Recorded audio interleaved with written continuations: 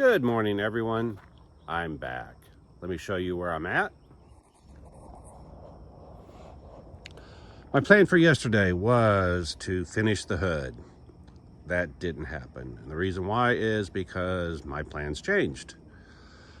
My goal was to extend the back edge of the hood so that it covered the wipers. On the C8, the wipers are completely exposed. I don't like that look, so I wanted to cover them up. So if you look at my last video, I extended that back edge and made that template that you see that's taped up there. When I put the hood on there, it covered most of the wipers, but they still peeked out of the top. The other issue is when I turned on the wipers, they barely scraped the back edge. I could have filed or ground the back edge to get just enough clearance, but that also would have made it to where every car that we assemble, we'd have to be really careful to make sure it didn't hit the wipers. So instead I decided, well, I'll just raise up the back edge and extend it back further so the wipers are completely covered by the hood. So that's what I did. In order to do that, I got a piece of foam, cut it to the shape, again using my templates, so the front edge and the back edge are the same. I put it on top of here, hot glued it down, and this is 1 inch thick, so it raised up the back edge of 1 inch, which gives me clearance for the wipers. Obviously I don't want it with a sharp edge, so I came in and drew a line from I want to taper down to nothing, so there it is, down to nothing.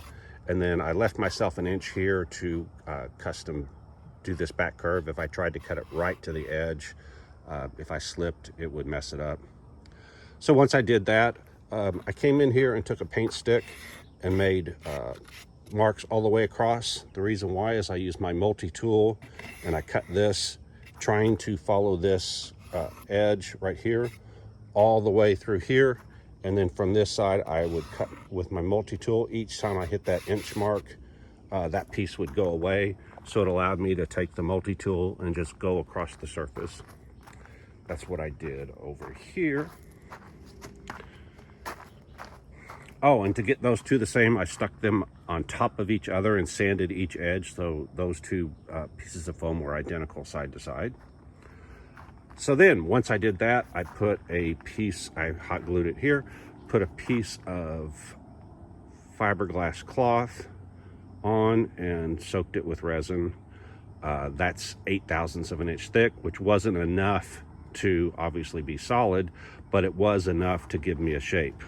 One of the issues with this foam is that styrofoam, if you've ever messed with resin, polyester resin and styrofoam, epoxy doesn't do this, but the polyester resin does.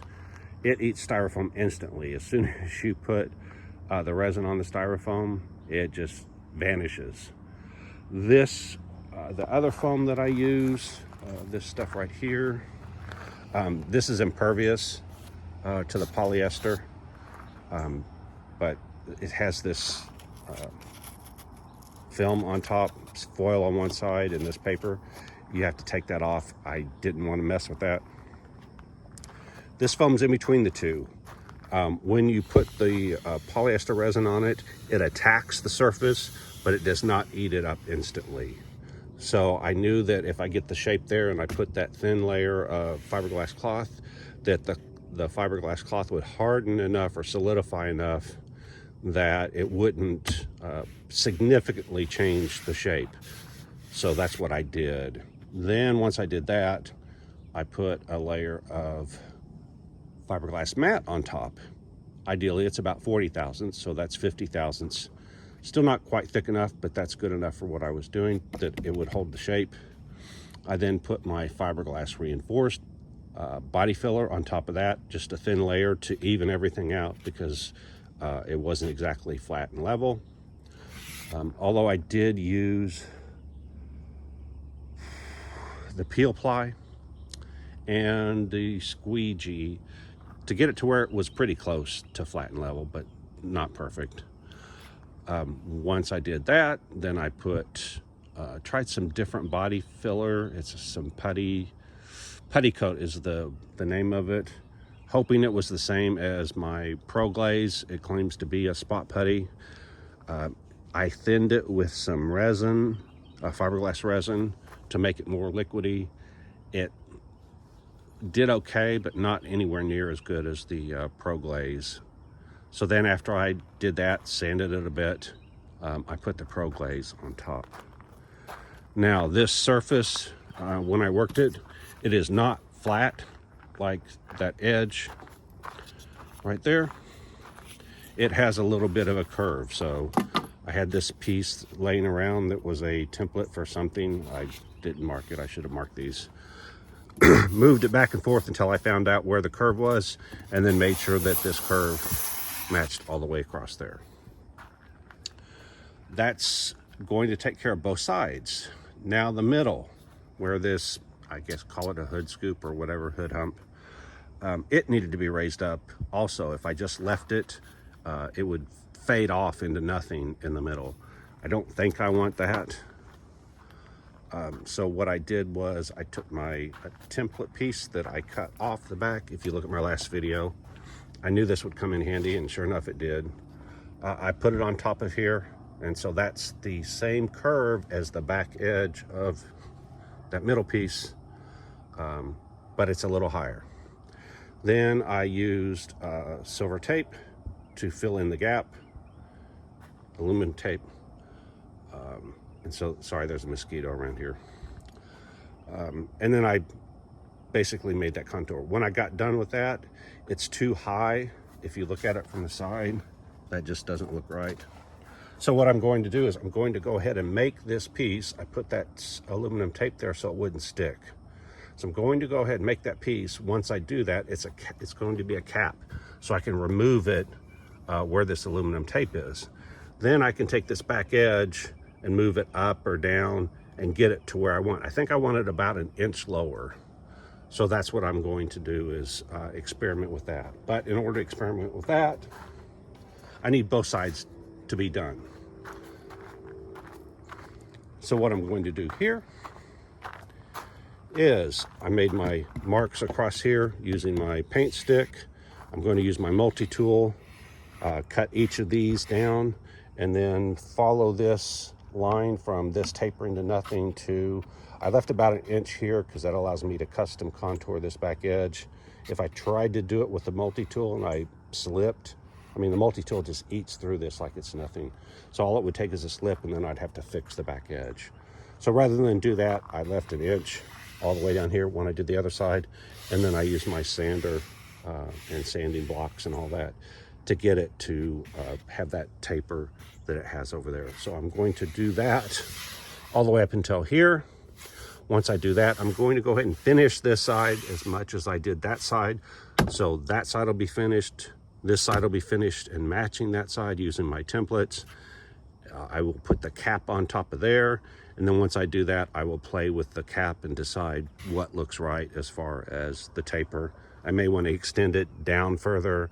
I definitely am probably going to lower this about an inch. If you look, I think that that gap right there, if I just lowered this to eliminate that gap, it would look like I want it to. I don't know. Like I said, I won't know until I try it and see. Let's see. Oh, the other thing is I came over here, cut a notch in the side panel for the mirror. The side panel won't fit because of the mirror. And if you look at the other side, I ended up using the top, I don't know, 6 inches of the C8 door to attach that to. So I can cut off the top of that with no fear. Where this lip is, I purposely left this lip here when I made the part so that I can take the 2 pieces, attach them together, put some fiberglass in there. This piece right here, I don't know what it is, but it's in the way. I found out from the other side I had to remove that piece to allow the fender to sit down. So I'll have to figure out how and where to relocate that in the future. All right, I made a long list of everything that I need to do. It ended up being very long. Obviously, I can't do it all today, but I will chip away at my list. It's like a checklist, and I will chip away at that, see how much I can get done. And I will probably be updating this every day from now on, since it's crunch time. I've got to get this car done, and I'm on a tight schedule. So I should get enough done every day to be able to update every day. But within the next couple of days, I should be able to have it to where from the front, the two sides are going to match the top part. Now that bottom part, I had to all be custom made. Let me show you. Right here, this part down here does not exist. So it all had to be custom made. It's going to be a royal pain to copy that side to side. My plan is to try to use my scanner and scan that to get the two sides to match. We'll see how that works. I don't know if scanning in dim light, bright light, or whatever. Last time I scanned, every time I scanned so far, it's been indoors. So this will be my first time being outdoors in the elements. So it'll be interesting to see how that works out. All right, so like, subscribe, hit the alert, hit the thanks if you want to donate something. And if you can't figure out what I'm doing, you don't know jack. See you next time. Bye.